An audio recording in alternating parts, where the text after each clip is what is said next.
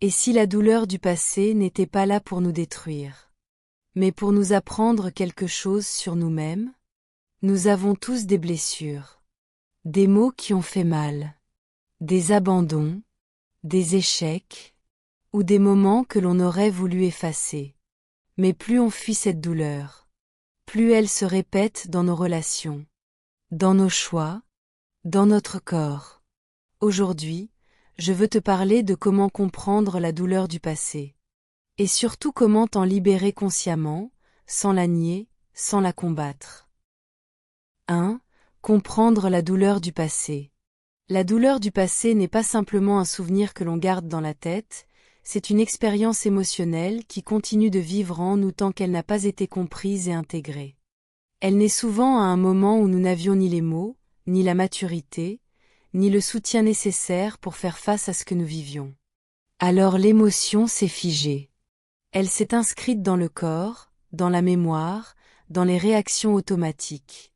Comprendre la douleur du passé, c'est d'abord réaliser qu'elle ne vient pas de l'événement lui-même, mais de ce que nous avons ressenti à ce moment-là et que nous n'avons pas pu exprimer.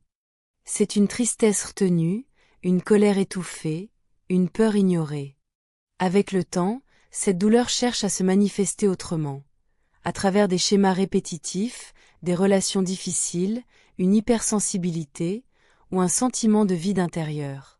Elle se réveille dès qu'une situation présente ressemble, même légèrement, à une blessure ancienne.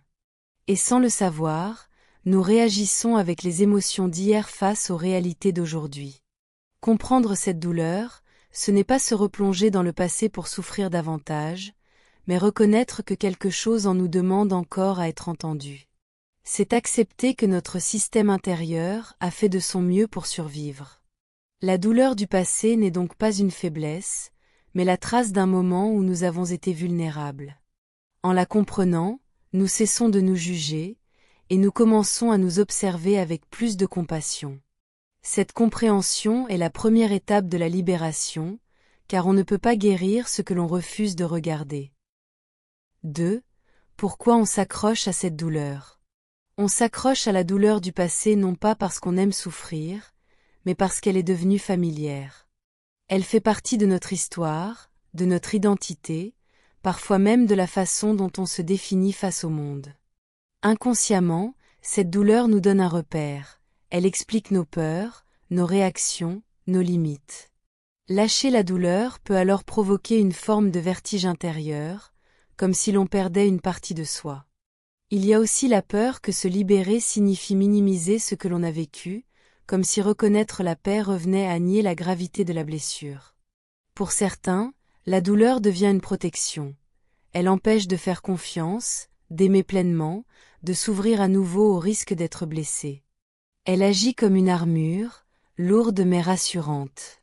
Parfois, s'accrocher à la douleur est aussi une manière de rester loyal à son passé, à une personne, ou à une version de soi qui a souffert en silence. Il y a cette croyance profonde que si l'on lâche, tout ce qui a été enduré n'aura servi à rien. Alors on répète les mêmes schémas, non par choix conscient, mais parce que le connu semble toujours plus sûr que l'inconnu. La douleur devient un langage intérieur, une voix que l'on écoute sans la remettre en question. Et tant qu'elle n'est pas comprise, elle continue de diriger nos décisions à notre place. Comprendre pourquoi on s'y accroche, ce n'est pas se blâmer, mais reconnaître que cette douleur a longtemps essayé de nous protéger. Et c'est seulement lorsqu'on voit cela clairement qu'on peut commencer à envisager de vivre autrement. 3. Comment s'en libérer consciemment? Se libérer consciemment de la douleur du passé commence par un acte simple mais essentiel. Accueillir ce qui est là, sans juger et sans chercher à comprendre immédiatement. Prendre un moment, respirer, et se tourner vers l'intérieur en se demandant avec honnêteté ce qui fait encore mal en soi. Ne pas analyser, ne pas vouloir réparer, mais simplement ressentir, car ce que l'on fuit persiste, et ce que l'on accueille commence à se transformer. Puis vient le moment de mettre des mots sur l'émotion présente, car derrière la douleur se cache toujours une émotion précise. Parfois de la tristesse, parfois de la colère, parfois de la peur ou un sentiment d'abandon.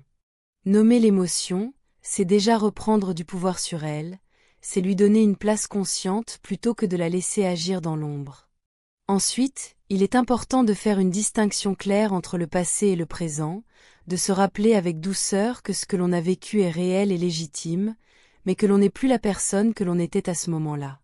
Le corps est ici, l'instant est maintenant, et il y a suffisamment de sécurité pour ne plus rester prisonnier de l'ancien scénario.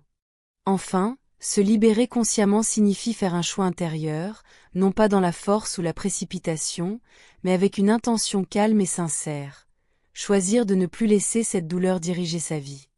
Le lâcher-prise ne se fait pas en un instant, il se construit pas à chaque prise de conscience, car la libération n'est pas un événement soudain, mais un processus profond et respectueux de soi. La douleur du passé ne te définit pas.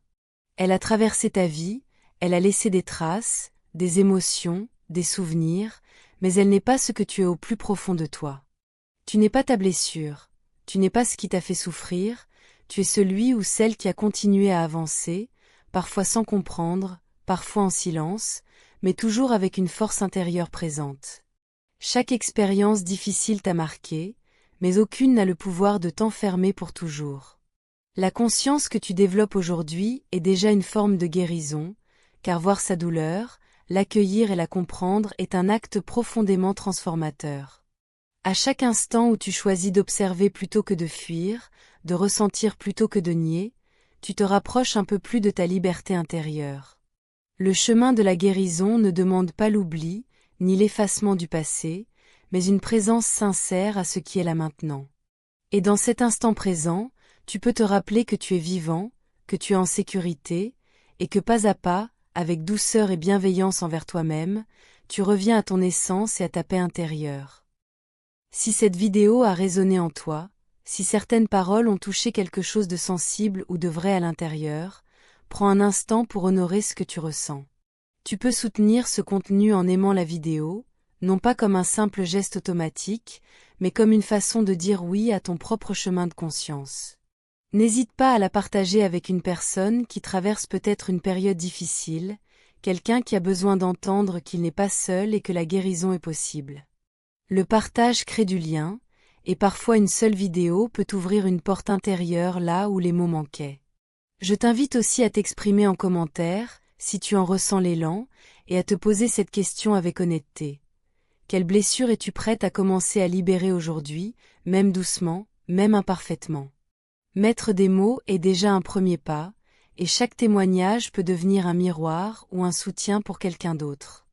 Ici, il n'y a ni jugement ni attente, seulement un espace de respect et de présence. Merci d'être là, merci pour ton écoute, et pour le courage que demande toute démarche intérieure. Prends soin de toi, avance à ton rythme, et on se retrouve très bientôt pour continuer ce chemin ensemble.